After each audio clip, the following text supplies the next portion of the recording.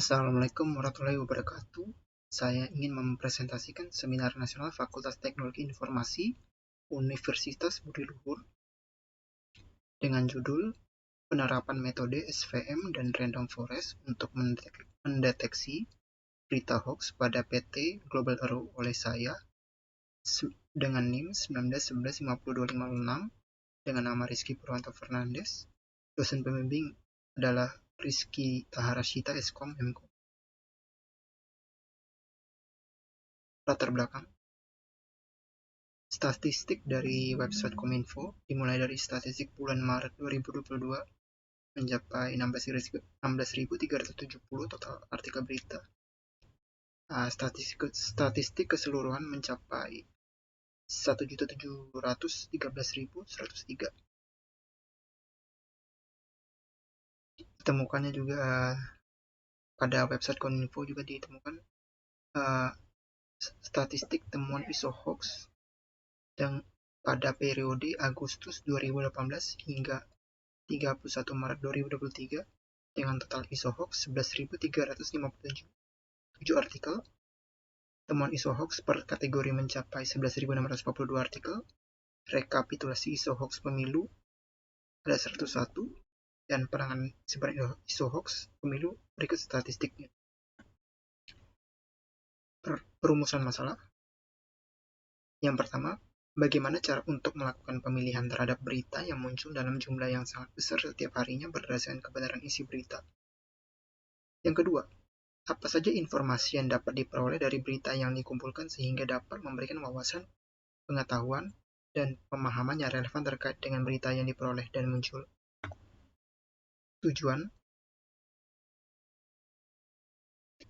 adalah mengembangkan sebuah sistem pendeteksi berita hoax yang dapat membantu dalam memilih berita yang hoax atau tidak hoax, atau berita kredibel, terpercaya, dan benar. Sistem ini bertujuan untuk memudahkan proses verifikasi dan klarifikasi terhadap berita yang dipertanyakan kebenarannya. Metode dan algoritma yang digunakan. Algoritma pertama yang digunakan adalah algoritma SVM atau algoritma support vector machine.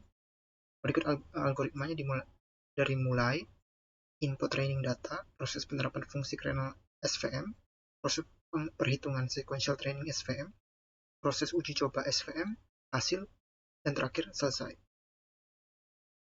Pada algoritma random forest, ini adalah algoritma yang kedua yang digunakan, di mana dataset dibagi menjadi beberapa subset.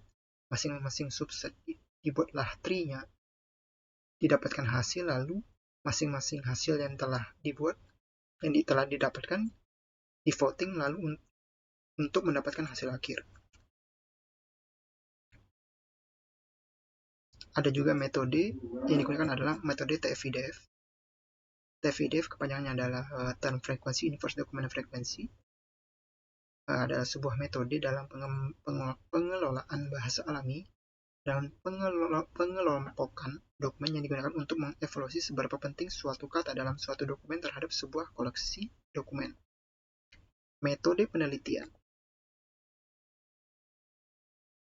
dimulai dari analisis kebutuhan, pengumpulan data, pemrosesan data, pembagian dataset, pemilihan dan pengembangan model, evaluasi dan optimisasi model, pengembangan antarmuka pengguna, GUI atau Graphical User Interface, visualisasi data, pengujian sistem, validasi dan interpretasi model, dokumentasi. Pengumpulan data.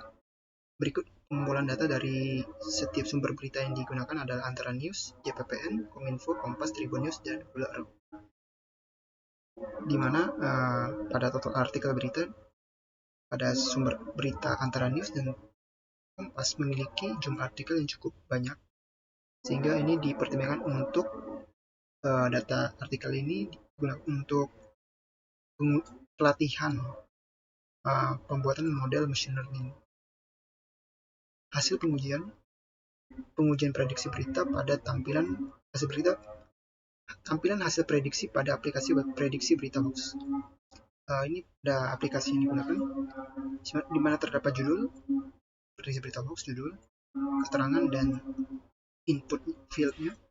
Lalu ada button Sini kita memasukkan artikel berita kita, lalu saat tombol ini ditekan, maka akan muncul pesan seperti ini: prediksi dengan model SLVM dan prediksi dengan model Random Forest, apakah berita hoax atau bukan, dengan skor akurasi sekian gitu dari masing-masing model,